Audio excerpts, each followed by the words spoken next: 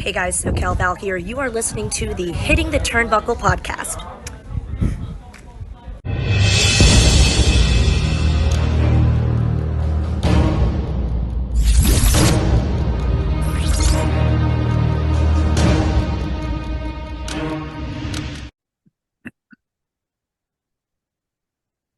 Welcome, everybody, to the Hitting the Turnbuckle podcast. I'm your host, Andy Burrows, and this is our AEW All-In prediction show. And this is a very rare moment, I do believe. All of our co-hosts are here today. We've got Adam Cousins, who I'm pleased to say has been discharged from hospital. Adam, how are you, my friend? I'm halfway to home. Enjoying my ticket on Sunday. If it wasn't for train strikes, I would be there. But I think a few days rest is a bit more needed than coming down to an 80,000 seat packed stadium to watch a wrestling show. But we'll see each other next week when we go to Rev Pro. Yeah, like we said on the other night, mate, there's going to be many, many more wrestling shows. And if the last 24 hours has taught us anything, is your health is the most important thing in the world. Also joining us all the way from across the pond is my good buddy, Mr. Parker Hamlet. Parker, good evening, mate. You say it's a rare moment, and I say that is 100% accurate. This is no, collision and dynamite situation where we got people on other sides of the building here, mate. We're all here. We're all here to talk a historic show. Very glad you brought up the fact that we've got Adam in good health, and we've lost a lot of legends across the wrestling business over this last week, and I'm very glad to see you back in good health, Adam, and here to talk about some silly wrestling show, but I wouldn't want to do it with anybody other than you guys. So. Thanks, man. And also joining us is our AEW guru, Mr. Dave Robinson. Dave, good evening. How are you, sir? I'm okay, mate. I'm okay. I decided to walk to the stadium and do it from there. Yeah, for those watching on YouTube, on location. Yeah, for those watching on YouTube, Dave looks like he's already at Wembley.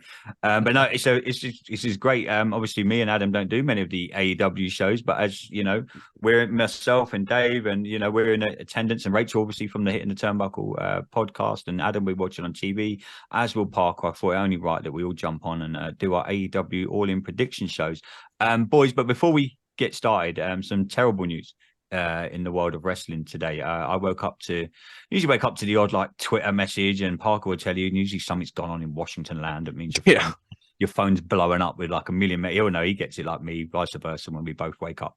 But today was really sad news. Today I woke up to quite a few messages on the Hitting the Turnbuckle podcast, my own WhatsApp, that the wrestler known as Bray Wyatt in the WWE had tragically passed away in the last 24 hours from a cardiac arrest due to being ill health with COVID.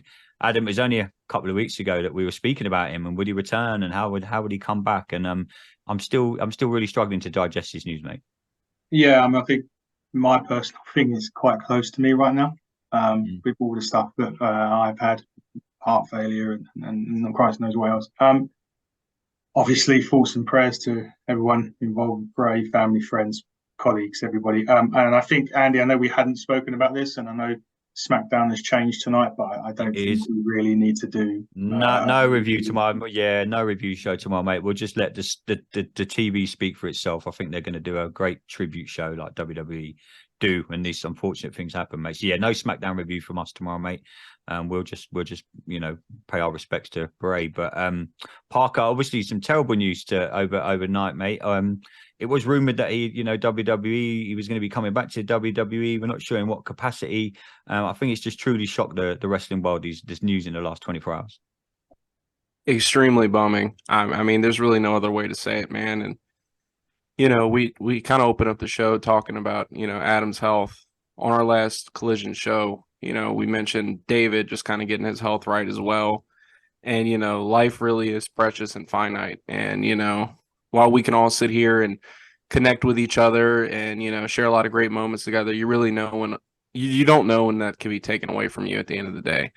And I'm beyond relieved to know that WWE is kind of halting all programming and really paying tribute to probably the best creative mind in pro wrestling in 2023. I mean, I've had a lot of great moments during my childhood watching Bray Wyatt perform. And, The Fiend was one of the best characters of all time, in my opinion, in his very short run that he did have. I mean, just a creative masterclass by Bray Wyatt. Wyndham Rotunda, he leaves behind 4 kids. It's just absolutely sad I mean, it hit my chest like a ton of bricks last night when I heard about it. And, you know, we just lost Terry Funk as well. So a very tough week in the wrestling community, losing a lot of legends. So I was just absolutely shocked to hear the news and honestly very gutted. Yeah. Dave, we speak all the time when we do like our top 10 shows. Oh, it would be great if this person was still here, or what influence would they have on the business right now? This is an active wrestler. You know, he's WWE champion before Roman took the reins 3 years ago. It's really hard to digest that we've lost another great, not just a great mind from the wrestling business, but, you know, another human being involved in the wrestling industry. Like Parker said, Terry Funk gone at the start of the week. Now Bray Wyatt's gone today, last night. You know, it just seems to be wrestling can't catch a break right now with these superstars tragically losing their life. It's just absolutely devastating. And Bray was 36, which is the same age as I am now, and he's got young children, 4 young kids. So my heart goes out to his family. My heart goes out to those kids, and JoJo, of course, obviously, who was with the WWE, his partner. I'm not sure if they were married, but they were certainly engaged, I believe. Just such a sad day for wrestling, and Bray Wyatt was an absolute one-off. You know, I remember you guys talking to Eric Rowan about him, and you know, talking about Bray Wyatt's creativity. I went back this morning and I watched the Firefly Funhouse match. Oh, yeah. Which was obviously at the time, it was really kind of got a lot of praise, and it was very, very different. And it was during a time as well, during the pandemic, when the WWE are having to do things very differently. It's a huge loss for WWE, it's a huge loss for wrestling, and it's a huge loss for the world. You know, and collectively, David, I just want to chime in for a second. I think everybody kind of had that moment today where they went and watched their favorite Bray Wyatt moment. You talked about yours. Mine was probably his 2016 win in the Elimination Chamber. I remember I was with a big group of friends. AJ went for the, I think, phenomenal form off top rope. He hits Sister Abigail 1, 2, 3, gets his first world title reign. And all you could think about was, you know, the crowd chanting, "You deserve it." And I just saw Malachi Black's status this morning talking about, you know, how they kind of fed off of each other. And I just don't think people understand just the creative genius that this guy had. And we'll never truly be able to see, you know, all that he was capable of. And I think that is the biggest tragedy in all of this. Yeah, no, well said, mate. Well said. Well, I think it's only fitting that, you know, AEW, like Dave, like you said before we started recording, I think at 8:30 on Sunday, the wrestling world is going to get to show their appreciation for one of the greatest minds in the business. So let's get down to talking about Sunday. It's not often I get to do this with the AEW gurus. Parker, let's start with you, mate. How, and maybe Adam and Dave will probably atone to this. Tell me how a stadium stampede match is going to work at Wembley Stadium. Adam, Parker, I'm not sure how this is going to go, boys, at Wembley Stadium. I'm not going to lie, there's going to be loads of Brits, and they're going to do a stadium stampede match. Parker, just what are you thinking about this match? Are they brave putting this on at Wembley Stadium? Brave is a great word, Burrows, because I mean, if you've had a chance to catch any of our reviews, we've been talking about how we kind of thought this wasn't the best idea, and this card's been a little sloppy in some regards, but obviously it's more about the allure of the event. 80,000 people, Wembley Stadium. I mean, it's going to be a historic moment in wrestling history, and I think it's going to be about the moments. And I think Stadium Stampede, while it's going to be, for lack of a better term, a clusterfuck, it's going to have a bunch of great moments, mainly because Eddie Kingston's going to be there. So that guy's absolutely entertaining. We think about some of the stuff he did with Anarchy in the arena. I'm sure they got some great stuff up their sleeves, but I'm a lot like you. I almost want to bounce the question right back at you. I'm curious to see how they're going to perform this. Obviously, there's been some changes with the lineup. We got Santana and Ortiz now involved in this matchup, so I assume it's going to be a pretty big street fight, and I'm not super familiar with the layout at Wembley. So, like, is there anything in particular that, you know, the natives, you guys being, kind of see them potentially doing with Wembley Stadium? Because I see John Moxley on top of that Wembley arch, I may lose my shit. But if you think about it, Adam and Dave as well, one of the first, I went back and watched the original Stadium Stampede. Obviously, the stadium was kind of empty then, and this is going to be 80,000 screaming Brits. Adam, how do you think this Stadium Stampede is going to work on Sunday night? It's going to be one hell of a fight. Be like a close, it'd be like chucking out time in the streets of London. That's the best way to explain it to you, Parker. Think of the pubs closing at 11 and none of us wanting to leave. Oh God, Jesus. Oh man, never mind. If it's anything like some of the stories you've told me, then I don't know how they're going to make their way through the crowd. To be honest with you, they're going to have to section off a lot of stuff, and there's no telling what Moxley's going to be trying to stab people with. I mean, it'll be fun, right? I mean, that's all the match is really meant to do, is just be fun. And I don't know. I'm not like you. How are you going to be able to control all this chaos and the biggest wrestling crowd of all time, at least up to this point? So I'm just as intrigued and left in the dark with it as you are. But knowing that Ortiz and Santana are involved, man, oh God, Moxley. I mean, these are a lot of guys who, for lack of a term, just don't really give a shit, and they're gonna put their bodies on the line. So I am ready for this. Adam, how's it going to work? Stadium Stampede, please tell me. Do you think they'll film some of this tomorrow? Good point. Shout. Good call. Because they can just bring people in, can't they? It's like, Yeah, and obviously all the stuff that's backstage, we're going to see on like jumbotrons and and so, and you're not going to be allowed out when they go, when they're there. So there may be potential they do some of this tomorrow. But bloody hell, you talk about Moxley stabbing, and he's in London, so he'd be totally fine for that. Oh yeah, nothing would get done. He'd probably just get community service or something. Smoking blunts and rap music videos right now, so there's really nothing. I did see that. Limits for Mox. I did see that. Dave, Stadium Stampede, talk to me, my friend. Are you looking forward to it? I am looking forward to it, and I think it's the perfect match as well. I mean, there's a lot of wrestlers that Tony Khan's tried to get on the card here, but a Stadium Stampede match, 5-on-5, that could set up 5 separate matches across the stadium, or at least 3 separate matches and a tag match, because you got best friends, Santana and Ortiz. There's a lot of history there. And what Adam said about the pre-recording, I think they definitely will utilize that. Perhaps if there's an underground car park, I'm not sure at Wembley if there is. There is. That's where the coach is going for that. Yeah, so they might do something throwback to that. That brawl they had a few years ago. That parking lot. Poor brawl. Wheeler Yuta, man. Poor geez. Wheeler Yuta. He's gonna get it. I don't know how, but he's gonna get it. Yeah, he's gonna. Dave, who's going over, mate? Yeah, let's start with the predictions. Who you got for this one, Dave? Yeah, so we've got the 3 BCC guys with Proud and Powerful, and then we've got Eddie, Penta, Best Friends, and Orange. I think the BCC win this one. They lost at was it Blood and Guts? Yeah, they lost Blood and Guts, didn't they? Wheeler, Moxley kind of threw the tail in for Wheeler because Wheeler was getting choked. So I think the BCC are due a big win. They don't lose many, so I'm going for the Blackpool Combat Club. Yeah, I'm going BCC as well. Like you said, I haven't watched loads of AEW. I've watched the last couple of weeks. Obviously, I get most of my information from you and Parker, Dave. I'm not going to lie. I'm going BCC just because it's them. I think it's going to be interesting to see how they do it. Actually, could be with Adam now. I think they might actually record a little bit tomorrow. Parker, who have you got, brother? Definitely the BCC in this situation. I just think, like you guys mentioned, they did not go over a Blood and Guts against a pretty formidable team. I think you got kind of a entourage of good guys here. Kingston, Best Friends, Cassidy. Ray's not even making the trip, but you do have Penta. I just think it's a cohesive unit. This is a group of guys that can afford to take a loss. I think Eddie Kingston's going to make some moments, and it'll be a lot of fun, but BCC's got to get back in the winning column, so I got BCC in this one too. 2-0. Adam, who you got, bro? Full house. Full house? Maybe we should take bets on how long it takes Moxley to bleed. Jeez, it's over under 5 minutes. Yeah, probably bled on the plane on the way over. I agree with you guys. I think the BCC guy, it's going to be so interesting to see how they do it. I mean, if they do venture into that UK crowd, Parker, trust me, do not take your eyes off that TV, because that could get very interesting. If a few security guards ever wanted to get involved in a wrestling match, Sunday's the time to do it. Adam, let's start with you for the next one, bro. We have a trios match. The Golden Elite are rocking up against the Bullet Club. This is one match that I'm really looking forward to, Ads. And obviously, I know you boys have been quite high on the Golden Elite in this match. I mean, Adam, I seriously think this could be one of the matches of the night.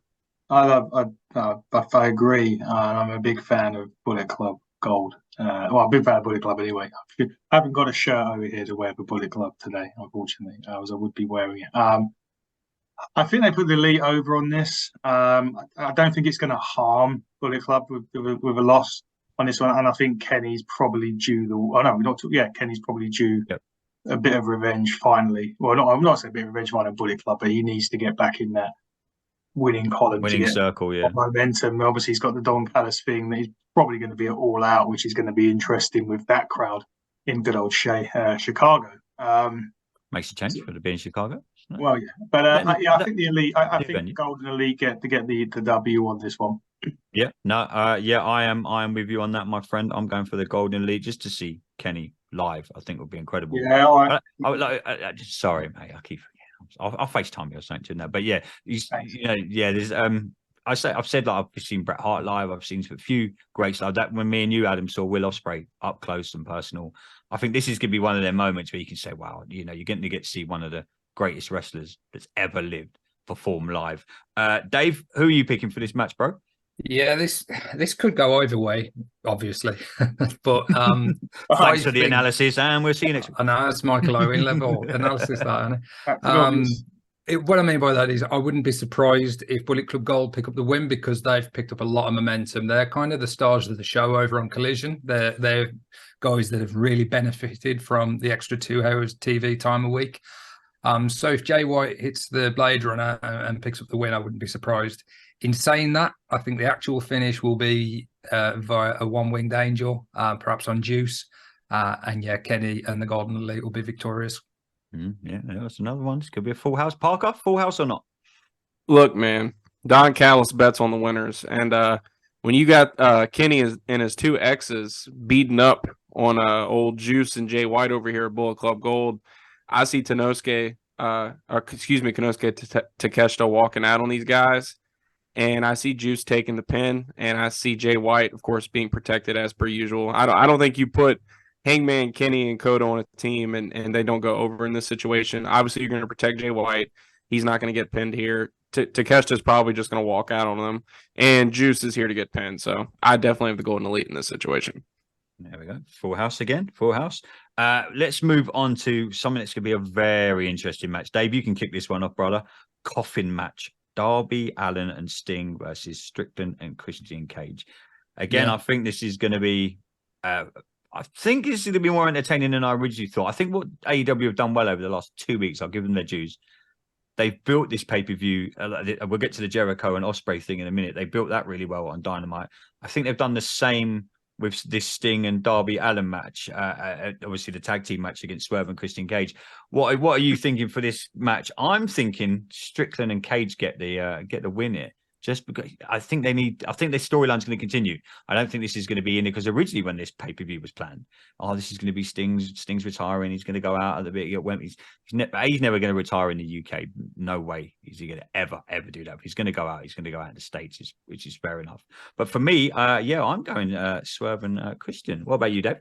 Okay, so there's been a few conflicting reports out there as to why this match was changed and whether it was the plan all along for Christian to be part of this match. Obviously, at All Out next week, Luchasaurus will be defending the TNT title against Darby. So yeah, it kind of makes sense as to Christian's involvement, given the fact that AR Fox was removed. Apparently, AR Fox's grandmother passed, and it's her funeral this weekend, and he hasn't made the trip. So that's the story doing the rounds. But as we talked about, Parker, on the Collision review, there was a lot that happened in that segment, which under normal circumstances would have probably played out over a few weeks. In saying that, this is the match we've got, and I think it will be great. Sting and Darby haven't lost yet, though. They haven't lost the tag match, and I don't think they're going to lose this one. I see Sting and Darby winning this and Darby being victorious. But All Out, I think Luchasaurus is going to retain. So Darby will get his moment at Wembley. So yeah, Sting and Darby for this one. Parker, here's a question. Just it ties into this match as well, and same for you, Adam. How much of this pay-per-view are they going to have to cram into getting stuff over for All Out? I know you've got Dynamite and you've got a week of TV to do it, but how a lot of UK fans are saying, well, this is just going to be a setup for All Out, and this kind of match, like you mentioned, with Luchasaurus there, Dave. Parker, how much do you think that All In is going to play into next weekend at All Out as well? Well, really good context there about David Robinson. Obviously, like me, does his due diligence. And it was really relieving to hear that, that was the situation. There's a lot of legal ramifications with having to go over to the UK, and there was a lot of really negative stuff going around about AR Fox on social media. So prayers out to Mr. A.R. Fox about the loss of his grandmother. That's brutal stuff, especially with, just how big and monumental this card really is. But about the match itself, I think that's a great question, Burrows, because if you really look at this from a bigger scale, there is going to have to be some cohesiveness just due to the time frame between the two pay-per-views. And once you add Christian to this match, we've never seen, like you mentioned, Sting or Darby lose a coffin match. And, more often in wrestling, people don't lose their gimmick matches. It's like Taker losing a graveyard match. You just can't envision it. But no, they just take the streak off. They just take the streak off him instead. Yeah, exactly. and I mean, in reality, I personally see Christian Cage and Swerve Strickland going over in this situation. I think it'll be a nice win for a little heel combination here. It gives Swerve a big win. It gives Christian kind of the upper hand going into All Out, where I think Luchasaurus will end up taking the title, or will end up losing the title to Darby Allin. I think the TNT title is kind of a reward for Darby Allin for just all the work he's been putting in AEW for the last couple of years, and kind of add some pedigree to him, because I mean, he's kind of a guy who's gotten lost in the shuffle here and there, even though he has been paired with Sting. So I might go against the grain here a little bit, but I see Christian Cage and Swerve, the two heels, getting a big victory over the babyface team in a gimmick match. Really, I mean, there's no title on the line. I think it's for the heat, baby, and I think they're going to get plenty of it at Wembley. 2-for-1. Ads, what say you? In terms of your first question, I think All In and All Out, there's plenty of talent on that roster where they don't necessarily they'll cram bits of it. Agreed. There'll be bits that will feed into All Out. They've got so much talent there, guys. I mean, they don't need to, spend the whole pay-per-view cramming it in ready for the next one. You've got Dynamite and Collision still. And if you look at it, you've already got people like Miedo who have already got a match at All Out, and a match that everyone's really against Hobbs, which is going to be absolutely amazing. So finally a match with Hobbs and Miedo that you really want to see, and hopefully that kicks up a big feud after All Out for both of them, because they both really need it. In terms of this one, I can't see Sting and Darby losing. I do agree with Parker, though, for the heat factor, it would really work and really play into going into All Out really well. I just think I can't see them making Sting lose in it, potentially his last UK appearance. I know you talked about Sting potentially retiring. But is he getting pinned? No. I mean, really? Coffin match? No. Coffin match. That's the only reason I even had the gall to even make this call, is mainly because no one's going to remember this as Sting getting pinned in the middle of the ring, But I mean, you're right. It would still technically be a loss. Yes, that is true. I'm just going to go for Sting and Darby. I think it's the big stage. I think they're going to give Sting their big thing, the big finish for him over here. So that's the reason. But I do agree with Parker. The heat side of things, it would make sense for Christian and Swerve to go. Yeah, no, big time. Let's get into our guy, Mr. Will Ospreay, Adam, against Chris Jericho. Chris Jericho's coming out and singing his own theme song. That's going to be a moment at Wembley. I think there's going to be mobile phones. Literally, I think you'll see 80,000 mobile phones in the Parker, cell phones. You guys better be singing it, damn it! You better be singing. We will be. But Adam, Chris Jericho versus our guy Will Ospreay. Who you got in this one? Oh God, man, I don't. Oh, it was me. Sorry, was it me or Parker? Sorry, Adam, go. Sorry, bro. Oh, it's me. My bad. For starters, yes, I want a video of you and Rachel singing that song sent to me as you got my ticket. So you're going to have to do that favor for me for that one. I can't not go with Ospreay. I'm sorry. And he probably won't win, but I'm just being a biased Brit. And I'm going with the man that is the Billy Goat, Bill Ospreay, Jesus, Will Ospreay. Bill Ospreay. I'm still suffering from these meds. It's the meds. It's the meds, everyone. Good old Bill. Will Ospreay for me, just because I can't look past it, and I'm a biased Brit, so Will Ospreay for me. Yeah. Parker, something that a lot of people, I was speaking to a couple of wrestling fans yesterday actually about this match, and they were wondering how much of this match Ospreay is going to have to not carry, but Adam will know. We've seen him at Rev Pro, and Dave and Parker, you've seen enough of Will Ospreay matches. There's a pace that he wrestles at, and I don't mean this in any way to be bad against Jericho.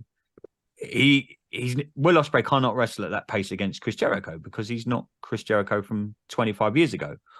Although saying that, I still think on his day and any given moment and any given match, Chris Jericho can still put on one of the best matches in wrestling history. How much of a match do you think this is going to be, and how much is Ospreay going to have to change his dynamic, Parker? Well, I definitely don't have my rose-colored glasses on when it comes to talking about AEW as much as people think, because I definitely agree with you on the sentiment that Chris Jericho definitely is not at the pace of a guy like the level of Will Ospreay. I mean, I was having a conversation with somebody I really respect the other day, who keeps up with the product, and we were just talking about just the trajectory that this guy Will Ospreay's on, and and me and David talked about on the Collision review just about how he kind of reminded everybody who he was with that promo, and this is a guy who's a top 5 competitor in the world right now, and honestly deserves just as much, if not more, money than Maxwell Jacob Freeman, just because of what he can do between those ropes. And I mean, just one of the best young rising stars in the world. And he mentioned it in his promo, man. He's he'll be the first guy ever to beat Okada, Omega, and Jericho in the span of 2 months. And I hope for Chris Jericho's sake that this wasn't a thing where he just kind of politicked himself into the ring with one of the best stars in the world. And I really hope that he can keep up. And I hope we see that Jericho that went against Kenny Omega in the Tokyo Dome those odd years ago. And I hope that these two can give us a great, well-paced match and do you guys justice, because this was a match that was supposed to happen in the Tokyo Dome. It didn't. They already alluded to that. So I think this is a big legacy match for Chris Jericho, to be honest with you. Honestly, I mean, really think about it. When we're talking about Jericho at the end of 2023, I think this will be a very integral part of that conversation. I guess I'm a biased Britt too, because I got Will Ospreay going over here as well. Because you're gonna have a lot of people saying, "Oh, well, Jericho's going babyface, whatever have you." It doesn't matter. You put over the guy that you're hopefully signing to a big fat contract, the end of his deal in 6 months, and you let Ospreay get a huge win in front of 80,000 people in his home country. The guy deserves it. I'm going Will Ospreay. Well done, brother. Well done, Dave. How much do you think Tony Khan will be watching Rev Pro tomorrow, saying, "Will, please don't get injured"? Yeah, please write it in. I think that Ospreay has to win this match, but there is an X factor, and that X factor is Sammy Guevara. Obviously, he's been at Jericho's side, and he is somebody that is capable of keeping up with Ospreay. He's not in the match, but a ref bump or some kind of elaborate thing could force Sammy Guevara and Ospreay to face off, and then we could see some of the more high flying antics between them. But I think that'd be a great thing to do as well. Go on, Ed. Or does Guevara switch and turn on Jericho and align with Callis? That's a baller move right there. I'm all for that. Yeah, that'd be great. And obviously, Guevara's been by Jericho's side. He's been wearing his inner circle jacket, so. That swerve would be pretty fantastic, and it'd build up even more babyface, love from the crowd to see Jericho even lose the guy who's been with them since the inception of AEW. Because I mean, really think about Jericho's ego and how many, he's at appreciation societies, he's at inner circle jerks, he's had the whole nine. So you really got to see him. You got to see him hit rock bottom if we really want to believe him as a good guy. Yeah, I don't know if I want an inner circle jerk. Come on, man. That was a joke on TV. Come on now. Sorry, my mind went elsewhere. I'm sorry, Park. I apologize. Regardless of where they go with this, whether Sammy is with Jericho or against Jericho, and however he factors in, I think Big Bill picks up the win. Big Bill. Yeah, I like it.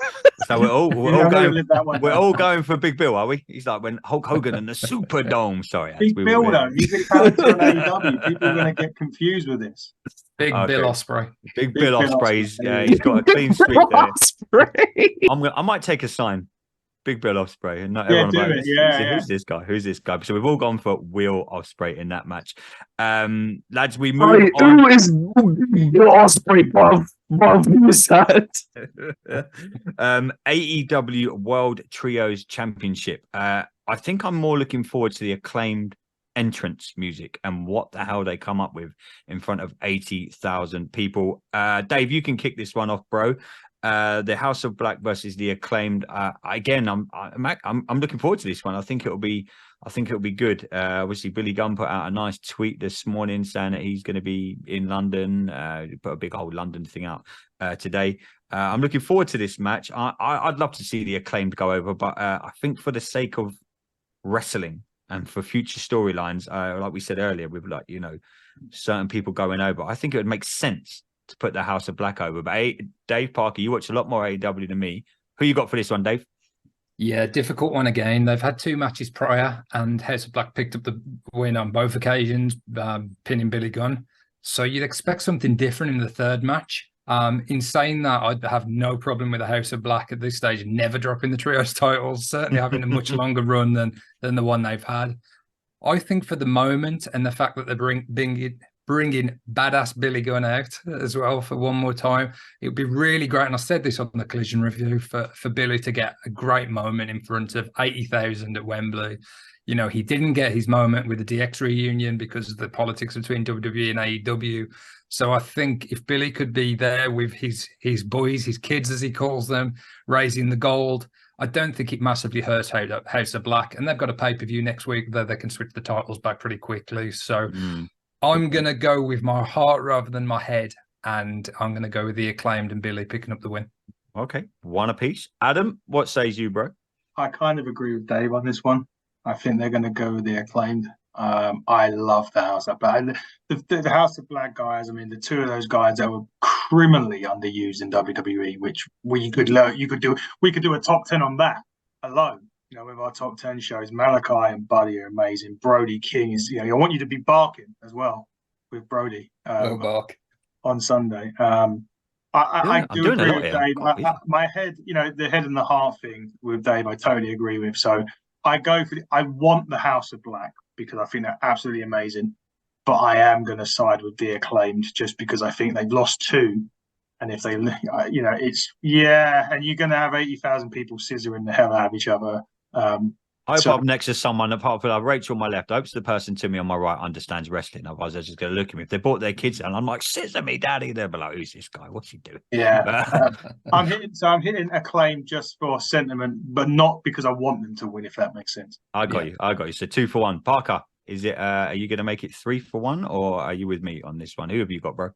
You know, Burroughs, I made a comment about this on the Collision review. I was like, when Burroughs was watching Billy Gunn or Badass Billy Gunn back when TV was black and white, I did hear definitely... it. That was me too. I was watching. You guys are thinking with your hearts, and the House of Black has hearts of black. And, you know, if you're thinking with your head, you know that these good old House of Black throws a lot of kicks, and they're going to cut off that blood flow to the brain really quick. I think this trio is going to be able to go down the ramp and do their little rap and scissor and do all that good stuff. But, you know, I'm like you guys. I want to see the Acclaim get their moment. I want to see Billy Gunn get his moment and his flowers. But I think they're going to get that worship and they're going to, you know, get that admiration from the fans no matter what. And I just don't think this is a good time to take the belt off the House of Black. I just think these are some of the best workers in the company.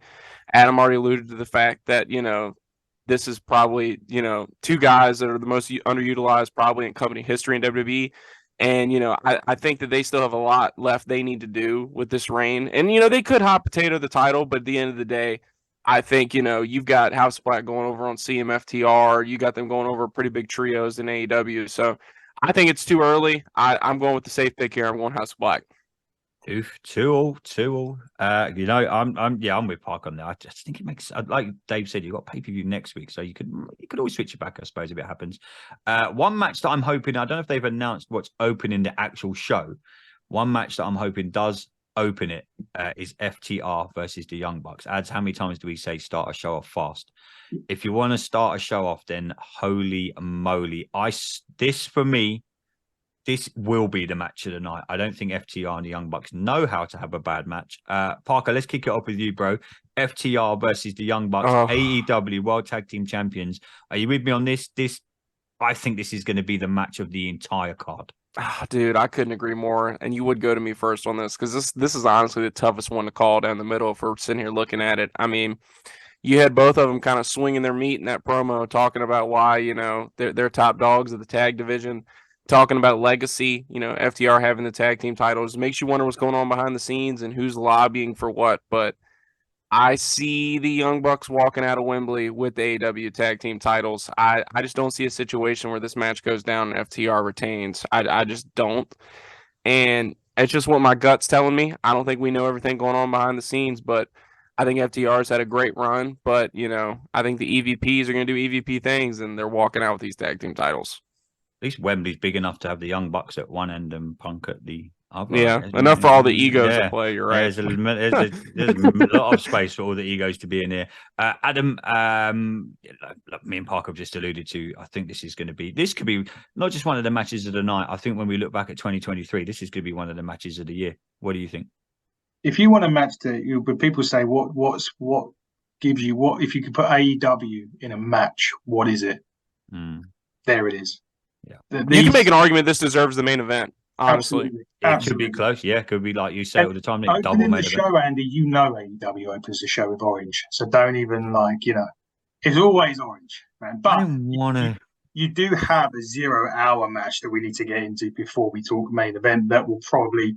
You're talking about starting hot. That's going to be the way you guys are going to. Whether I know it's going to be live on YouTube, but and I'll be watching that as well. But that'll be starting hot. But this match, it is so tough to call. But I think more so, like Parker said, EVPs will do EVP things, and because of the stuff with Cash that's come out, I'm not saying FDR was scheduled to go over, but I think they're going to move into the Young Bucks. But the match itself, hey man, we could be talking a situation here, Adam, where.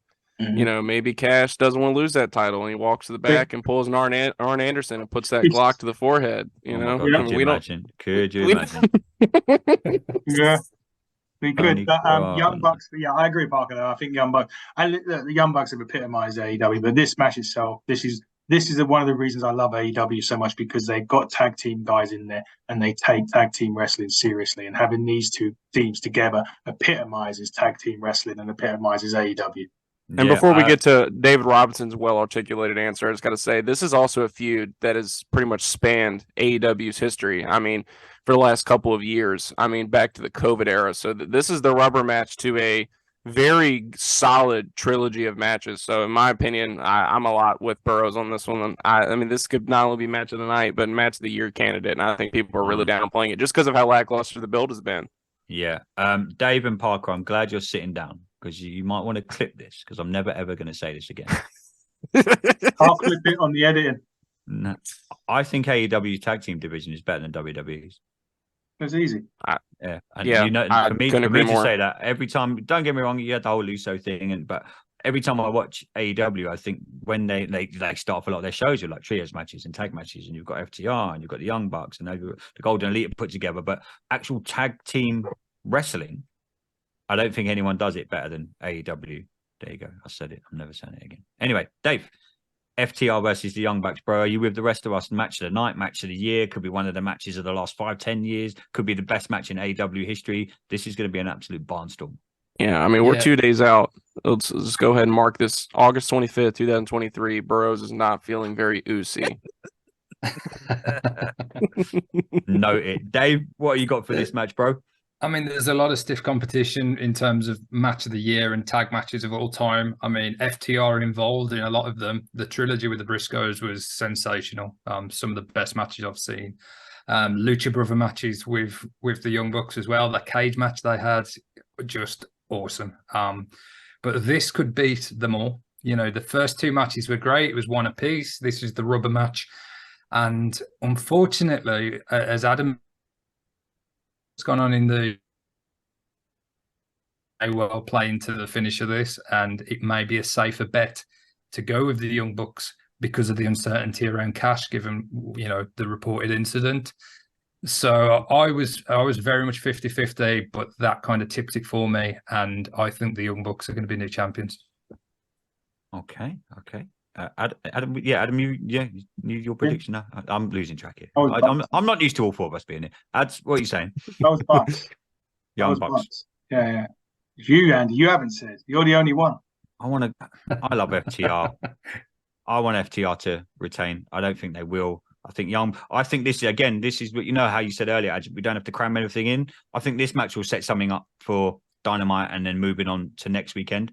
I think it'll be really, really interesting. I'd love it. FTR, one of my favorite tag teams of all. The Young Bucks in Chicago. Jesus. There you go. Next, that's going to be interesting, to say the least. Talking of interesting, Dave, you can kick this one off. I've been reading a lot online recently about WWE and AEW women not getting the time or the credit that they deserve.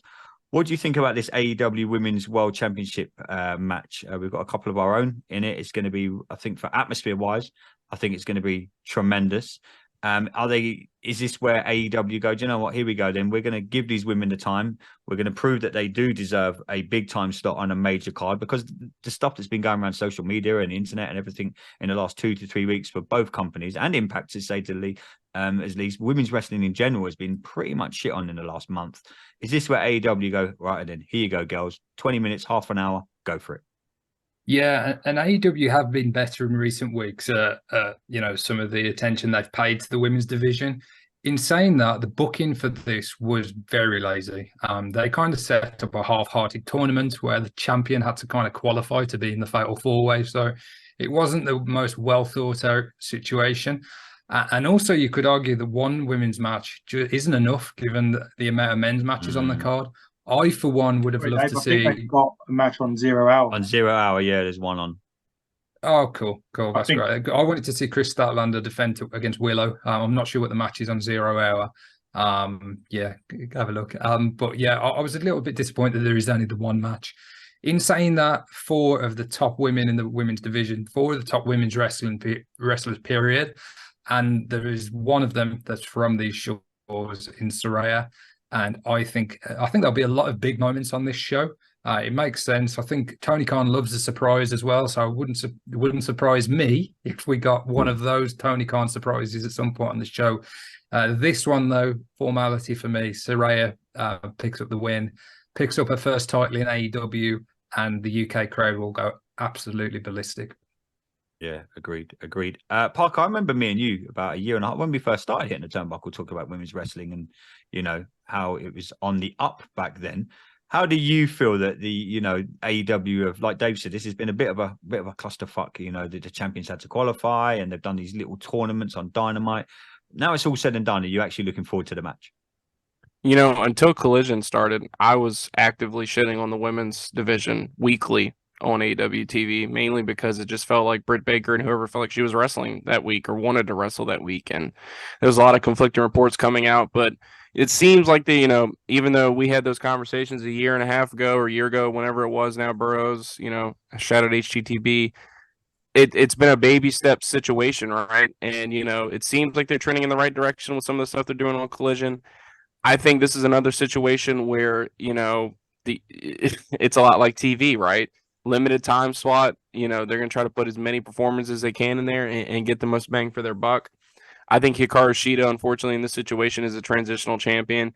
And I think the plan was always going to be letting Saraya get a huge win in front of the Wembley crowd and, kind of letting her have her moment, kind of her thank you for taking the chance to come to All Elite Wrestling. I definitely don't think it's an organic and great path or something that really feels like it's this huge crowning moment like it should feel. But I think that's the direction we're going in. So I see Saraya getting a big win here, and we'll continue to hopefully get some sense of direction with the women's booking here. Yeah, I'm with you, mate. I'm going to go for Saraya as well. I think it speaks for itself. It's Wembley, it's the UK. I'm just hoping once she does get the strap, I'm hoping that the women's division, she can really carry the women's division and it can go on to what it used to be, and I'm talking for all across all wrestling, because I think women's, if you go back 2 years, they had their own pay-per-view. You know what I mean? And we were talking, everyone was hyping up wrestling. And, like Dave said, the women's roster on AEW is really good. But it's just, I don't know, for whatever reason, across all wrestling at the minute, women's wrestling is really underutilized. And I'm with you guys. So that's 3-0 for me. Adam? Just to advise, there is no other women's match on the 0. It's the FTW title, which, you could class Jack Perry as a woman if you want. I mean, it's up to you. I think a lot of the women are more talented than him. So yeah, exactly. Yeah, I kind of agree. The sort of wild card, and it probably won't happen, but the wild card in this is Zack Zodiac. And whether I'm not saying he would get involved in the but he could just literally goes in there and starts stiffing all the women, helps his sister win. Well, let's hope not. He could just even appear on. Does stiff all the women mean the same in the States as it does here? Oh my God! We're not quite past the 9 o'clock water. Shit. Okay, but it will be okay. This will go out tomorrow, so we'll be okay. I just wanted to check. But I've just made, does he appear on the stage? And would they look away and then Saraya hits one, throws one out? So He's been given apparently he's signing with everything that we've got no inside scoop. I mean, Adam, we spoke to him a couple of times. He's been on the show. I know friends of mine seen him at a UK event recently and asked him. He's from everything that we're hearing, he is going to be all elite. He's going to be an AEW wrestler. Yeah, man. He's been playing Fight Forever. He's going to go in there and clothesline all the competition and help his sister pick up the big win. Yeah, I see it. Yeah, but I'm going for Saraya anyway. I was going for Saraya anyway because there you go. Just wild card it with Zack Zodiac, and where does he fit in this? Before we break down the last two matches on the card, gents, Tony Khan has been tweeting that there's going to be a major UK announcement during this show. What do we think it is, Dave? Maybe more of a tour rather than a one-off event. Maybe we get a Dynamite, a Rampage, and a Collision. I think the popularity of wrestling in the UK and all around the world at the minute is something that the two big American companies really need to capitalize on, and they have already. You know, WWE have had some great overseas shows. Even Impact Wrestling, you know, they've been to Australia and did really well over there. They're obviously coming to the UK later on in the year as well. So if AEW are announcing that they're going to be back in the UK either later on this year or starting next year, I think that would make a lot of sense. The infrastructure and the thing like the rings and all the kit that they use, the lighting rigs and everything, I suppose they'll be, you know, for this show, they'll be leaving a lot here in lockup in storage facilities so that it makes it easier to put on more frequent shows over here. So that would be my guess. It'd make business sense as well to announce a Dynamite, Collision and Rampage in front of 80,000 people. WWE do it all the time. When they've gone to an ad, we saw it at Money in the Bank. They announced the next UK tour and they're like, tickets go on sale here. AEW they're not silly. They're going to know that they've got 80,000 people plus inside Wembley Stadium. You put that up on the Jumbotron, AEW Dynamite at the O2 Arena or wherever it's going to be, that will sell out. That if that say for argument's sake, the tickets went on sale next Wednesday, that'll be sold out by Wednesday evening. So it makes good business sense. Adds anything you might think the announcement might be other than a Dynamite and the other shows coming to the UK? No, I don't think they've got TV contracts up, unless it may not be a UK announcement. They could be announcing a streaming thing, but if it's local to the UK, then it's probably going to be that they're coming back. I mean, are you going to be surprised they've sold 80,000 seats? They're not going to say thanks, but we're not coming back. You know, they're gonna come back, and whether it be Wembley or, as you say, a load of Dynamite shows or TV tapings or whatever, they'll be back, and I will definitely be at that one when they return, regardless. No, we will kind of wait for you to be there, bro. Parker, just a quick question, bro. What's the feeling stateside with this show being over in the UK amongst the wrestling fans? I mean, if anything, I feel like it's done nothing but put a spotlight of just how passionate you guys are and great you guys are as a market. I mean, I really don't think I can say enough about, you know, how great the independent circuit is in the UK, just the reception of, you know, I mean, Money in the Bank was a huge success for WWE, and now we're looking at Allin being just a cataclysmic success for AEW. And Tony Khan, like David said, you know, would be stupid not to capitalize on that momentum and just kind of keep it going. I mean, we're seeing all these major wrestling companies kind of, you know, capitalizing in these international markets, and I expect them to continue to delve into that. Tony's a guy, he's very ritualistic. You know, he likes to come to certain areas yearly, and I'm sure his pockets would love to add the UK to that rotation. So I see this as nothing but a great business venture for pretty much the entire wrestling world as a whole. Ads, I'm wondering if we're getting Money in the Bank style chants with 80,000 people. That could be interesting. WWE weren't fond of some of the chants that we had in the O2 Arena. It's going to be interesting, especially most people I know are getting there at 9 o'clock in the morning, and it's never change. Yeah, never change. Britt. It's going to be interesting. There's a reason I'm leaving the CM Punk match till last to get into. Parker, you will love it in a minute, but let's do MJF and Adam Cole, gentlemen. Dave, MJF and Adam Cole.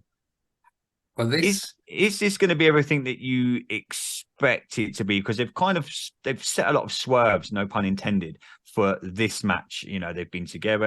I know on Dynamite they finished. They had the whole face off with MJF raising the title. Is this going to be everything that we expect it to be? And in a minute it will tie in why I've left the CM Punk match till last. You can kind of guess where I'm going with it. Are we going to see a change of hands with the AEW World Championship Day? So this has been the best story that AEW have had going into this pay-per-view. I don't know if this was the original plan in terms of the friendship and the brochachos, of the kind of really funny bits of the video segments and stuff that we've seen backstage, the pre-recorded stuff. This has been excellent. And we've seen both sides, teasing the turn. MJF went to put his diamond ring on, Dynamite Diamond ring on Wednesday, and he had a change of heart and they hugged it out. And we've seen similar from Cole. I think actually the pre-show 0 Hour will play into this. And it was a kind of a theory that I came up with on the fly on our Collision review. I think that the Kingdom get involved and Aussie Open will retain their titles on 0 Hour. And I think MJF will be very much weakened, and I think it will be Cole that turns on MJF. I think by the time we get to the main event, MJF will have recovered enough to compete, but he will still be kind of kayfabe weakened or injured. And I think Adam Cole takes the title. I could see it going the other way, but I've kind of convinced myself with that little theory now, and I'm sticking with it. So I think Adam Cole needs the win. He can't keep losing these big matches, and it's not just the big matches he's lost. He's got losses to the likes of Orange Cassidy and others in his AEW run. I think if we're going to take him seriously as the world champion and the face of the company, he needs to go over in one of these matches sooner or later. I think Max is going to get his heart broken, and I think Adam Cole is going to take the title. We made it sound like a romantic novel. I was nearly welling up there, Dave. Nearly had me crying, bro. No. Hey, good. I mean, if we're worried about Will Ospreay wrestling the day before, MJF and Adam Cole are wrestling 2 hours before the main event. So pray no injuries there. Parker, MJF and Adam Cole. What are you saying here, bro? First of all, he romanticized it because it's the bromance of the summer, bro. So just jot that down while you're there. I thought that was we got into a pretty big discussion about this on the Collision review, because I've kind of seen the writing on the wall with this from the very beginning, mainly just because I've observed MJF's character work he's done really ever since this entire thing started. I mean, he's had the chance to drive the dagger in Cole's back, and he's shown us, kind of his greatest hits, the Dynamite Diamond Ring, the title. Pretty much every dastardly act he has committed since he's been in AEW to get to the top of the mountain, he has threatened to do it to Adam Cole. And Adam Cole welcomed it, but Adam Cole, of course, leaned on MJF's compassion and, was like, oh, do what you got to do, man. Hit me with your best shot. And MJF, time after time, didn't do it. And, of course, we've gotten some alluding to the fact that Cole could potentially accidentally super kick him. But have you guys really had that moment yet where you see that look in Adam Cole's eyes? That Adam Cole that is willing to do anything to win a match? That Adam Cole that will stab you in the back faster than you can even blink? You haven't seen that yet, but you're going to see it in the main event at Wembley Stadium. And I think Adam Cole, a lot like Roderick Strong said when he was with his 2 goons, we're going to see who the real Adam Cole is. And if you are a wrestling purist, a historian, and you know who Adam Cole was before AEW, you know that the Panama Playboy is a son of a bitch, and he was one of the original sons of bitches. So with that being said, I think Adam Cole reminds us all who he is and finally gets his big AEW title victory. And I think it's mainly because he's been such, I don't want to say gatekeeper, but he has toted the brand AEW very well. I mean, he's promoted the video games. He's done everything Tony Khan's told him to do. And I don't know if you guys caught this or not, but him and MJF were actually on Hot Ones, I think, yesterday. And you can tell Adam Cole is definitely into that whole, I'm just suckering. I mean, they kept kayfabe alive throughout the entire thing, even though, just a promotional bit. But you can very much tell Adam Cole is swiftly waiting to put that dagger in MJF's back and twist it. And I'm very excited to see where MJF's character goes, what depths he goes to after his only friend he's ever had, he states, finally turns his back on him. So I'm excited to see where the storyline goes. And I have Adam Cole going over here. 2-0 to Adam Cole. MJF, Adam Cole. I know where you're going with it, which is why you've left the match till last. You're thinking of MJF Punk going off the air titles holding up at the same time, right? Why'd you have to shit on my parade? Sorry, I just wanted to make sure. I'm going with MJF, and the reason why I think there'll be a bit of like in the tag match. I think Adam Cole will inadvertently super kick him, or something will happen in that match that they will have a bit of miscommunication, and that will cost them. Maybe the Kingdom as well will come out, or definitely the Kingdom will come out. But I think the ending's going to be miscommunication.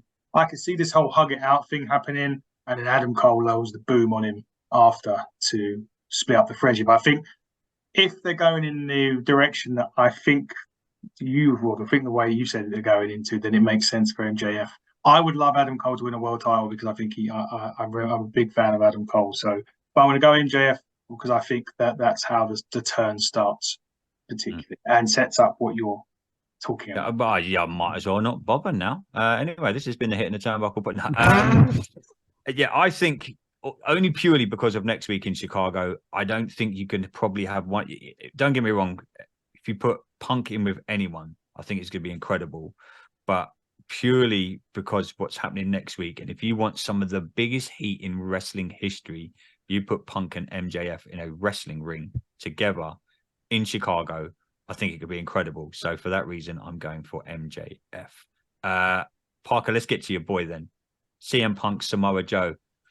This match has been shit on a lot on social media, a hell of a lot. I've been reading a lot today. And I'm like, I replied to a few people. I'm like, I think this is going to be really good. Everyone's giving Punk shit for the ending of Collision last week and saying, oh, he's just an old man. He's lost his. I'll be there in my CM Punk shirt on Sunday. I'm looking forward to seeing him again. I haven't seen him wrestle live for many, many years. Parker, it's only fair that you start this off, bro. What do you reckon about CM Punk, Samoa Joe, and what does it set up moving forward?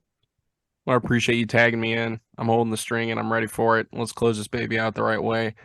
I think the reason One Bill Phil's getting pooped on has a lot to do with what's going on outside of the ring, a lot more than what it has to do with what's going on in the ring. Just before you carry on, just not cut you off. Everyone on the UK forums today is like, are we all booing CM Punk? I'm like, what? Oh, man. That's actually a really good talking point. Like, he's getting booed out of the are building, you bro. guys going to boo Phil? How bad is it going to be? I haven't even thought about that yet. Every forum, so I've been on the Love of Wrestling Facebook page, I've been on the AW UK one, just doing a little bit of research before we come on for this show. And nearly every comment was like, we're booing Punk, right? And I'm like, oh, shit, maybe. It's 50-50, but I mean, David brought that up on my Collision review after I was at the show. I mean, it really is 50-50 live. And it just reminds me of 3 words, my friend: hustle, loyalty, and respect. So that's the kind of reaction you want one of your big names of your company to be getting. And Punk bias aside, I think this is going to be a really good wrestling match. And I think the people that want to think that it's going to be bad are going to say it's going to be bad going into it. And I think a lot of people are going to be pleasantly surprised. I think, obviously, living up to the Ring of Honor legacy is a tall task, and they were never going to be able to do that on a 20-minute match on Collision. But you give them 30-40 minutes in front of 80,000 people in the hottest wrestling crowd of all time, I think these two are going to absolutely cook, for lack of a better term. I think Joe gets a huge moment. I think he picks up a win here over Mr. Phil Book's CM Punk. Now the thing is this for the Real World Championship? That's another question that I was like, I mean, that hasn't really been a huge story component here. Is that for the Real World's title? It is, yep. Real World title, yep, it's for that. See, now that changes things. I see Punk going over here. If that's the case, I do see Punk going over. Even as a CM Punk fan, though, and that's my final pick, I got Phil. I know that kind of changed on a dime, but I really don't want MJF and Punk in a week. I know that's a little bit of a hot take, but mate, hey. I don't think it does that story justice. I think it feels extremely rushed. I don't think these two have to fight anytime soon. I think we've kind of got a soft brand split right now in AEW, and I don't think you need to force anything to happen just to kind of please the marks, if you will. I think there are plenty of people on that roster that can fill it all out, and it'll get just as good of a reaction. And there are people who definitely need more of a rub. And I think if the byproduct of making that MJF and Phil match happen in Chicago is Adam Cole losing out on the AEW title, that I'd much rather have Adam Cole tote the brand of his side of the coin right now in AEW. So I got Punk going over in a 30-minute classic. We've seen MJF and Punk interact already. They're not even really acknowledging each other on TV. Well, MJF's not acknowledging Punk, but I don't know about you guys. I kind of want to get your take. Don't you think that'd be a little bit of a fast turnaround to just go right into a match between those two, not even a week later? The only thing I'll say is, while you've got Punk going around with the quote-unquote real world championship, and you've got MJF with the world championship, the simple math tells you that these two are going to fight for the whoever wins is going to, take the title and be the AEW World Heavyweight Champion. Wrestling history tells you that's probably going to happen. Otherwise, why would you have Punk with one belt and MJF with another belt, one claiming to be the real world champion and one claiming to be the world champion of AEW, if you kind of see what I mean. So for me, I think they're going to go down that route. Are they going to get it there next week or All Out? Maybe Pocky might be right. Maybe they do long it out for a little bit longer. Adam, what do you think about CM Punk and Samoa Joe? Like you just said when we're talking about MJF and Adam Cole, do you think in a week's time this is one of the matches where you've got a segue to something for a collision next week? Who knows? We could even see this. Could be a rarity. We could see Punk on Dynamite because you've literally got 1 week to build a pay-per-view in Chicago next Saturday. I mean, how do you see it panning out? Jay White is how I see it playing out. I love it. I love it. You don't need a build to that. It's already started. It's been on Collision. They've been fighting on Collision for a while. So Jay White, that's a better match in my opinion. I'd be much more excited for that personally. And the match itself, look, this ain't going to be people are bitching about this match. Look, it ain't going to be Punk and Joe from Ring of Honor. We know that they're older than that. They're Punk's still one of the best wrestlers in the world. I love Punk. I've got my Punk signed shirt somewhere. It's probably stained from WrestleMania, but I've still got it. Punk's one of my boys. I love Samoa Joe as well, hard-hitting guy. Punk retains on this. Jay White comes out, hits him with, is it Blade Runner? Is it Blade Runner? Yeah. Hits him with Blade Runner, sets up next week All Out. I agree with Parker. I think MJF and CM Punk deserves a bigger build, a bigger pay-per-view. So when they've got that 3-month thing to build to it, that's when they go for it. Okay. Jay White is the perfect answer to that. I didn't even consider him, and it was hiding in plain sight too. So good stuff, Adam. Dave, take us home, bro. Who you got? Yeah, I think the interesting thing with this is Samoa Joe and how incredibly over he is in 2023. He's having such a great run in AEW. It's not that long ago that he was I think on commentary duties. And that, because of injuries and that, and he was a great commentator. But as we've seen on Collision and his Ring of Honor title run, there's a lot left in the tank. Yeah, must see violence is the phrase that Ian Riccoboni coined a few weeks ago, and I think that sums it up perfectly. So I think even if there was no controversy around CM Punk, which I know that's you have to suspend disbelief. That's like saying water isn't wet. Yeah, so if nothing happened after All Out last year and we got this kind of peaceful situation, I still think Punk going in as the babyface with nothing, no real heat from that situation, I still think it'd be 50-50 because of how over Samoa Joe is. So I still think that I'm torn. I'm torn. I like both. I'm a fan of both. I'd love to see Samoa Joe get a big win like this at the big stage of Wembley. However, I think the real world title storyline, although I think it would be a bit early to do MJF next week, I do agree with you, Andy. At some point, we are going to get to that match. But that conflicts with my answer to the last match with me thinking Adam Cole goes over. So I'm really confused, but I'm really excited. I'm looking forward to every match on the card. To answer this one, though, and to finish us off on the predictions, CM Punk retains. And, the confusion's a good thing because we're all sitting here talking about it and we don't know where it's going, which is something that has been lacking in wrestling for quite some time. And now that I've really listened to everybody talk, I think we could really be seeing a situation here where maybe Joe does get his big win from 80,000 people. Maybe Jay White interferes and, maybe Punk kind of goes away and has a little bit of a one-off feud with the Switchblade and, builds him up and then comes back to Joe. And, you got to think about how they're, are they 50-50 booking this Punk Joe feud and how much of it is momentary? I just think these two being MJF and Punk got a lot left to do before they face off. And I definitely don't think 1 week is enough to do their storyline justice. Yeah, I think we've got to remember that Joe is also a television champion in Ring of Honor. So two belt Joe, I don't know. It's going to be interesting, boys. I still think there's going to be one oh my God moment that none of us have seen coming. When we sit back here on Monday and we look back on the show, there's going to be something Ryan, you said this, there's going to be something in this show that none of us seen coming. I reckon is going to shock the wrestling world because I just will that moment be rated R, Andy? No, because Let me answer that, and I can, I'm an edge guy. His contract doesn't finish till the end of September. Yeah. His last contracted match is finished, but he can't appear on AEW television as it stands. But I said this to Andy, and I said this to you. If he chooses AEW, it's going to be a great run wherever he goes. But AEW. I'll tell you this. I'll chime in on the edge before anybody else does. When it comes to whatever Edge is going to do, if history means anything, you always believe the exact opposite of what he says he's going to do. Yeah. And I'll leave it at that. I think Exactly. I think that's wrestling in a nutshell. Just when you think you got it figured out. What's it Roddy Piper said? Just when you think you've got the answers, I change the change questions. the questions. There you go. What a perfect way to end, lads. Well, we're going to be. It's been awesome to have all four of us sit down and do this. We're going to do it all again on Monday, boys. We're going to look back at the show from Sunday. Dave, I will see you on Sunday, my friend.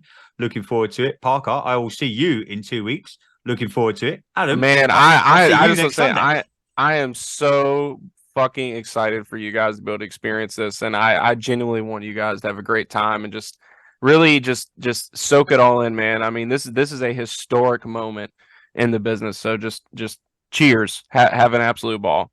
We will. Ladies and gentlemen, we'll be back on Monday. Like we said, no SmackDown review show this weekend for obvious reasons. Again, sending everything condolences to Bray Wyatt and the family. We'll be back on Monday. We'll be reviewing AEW All In. Till next time, everybody, I've been your host, Andy Burrows, with all my co-hosts, Adam Cousins, Dave Robinson, and the amazing Parker Hamlet. Till next time, everybody, buckle down. Stay safe.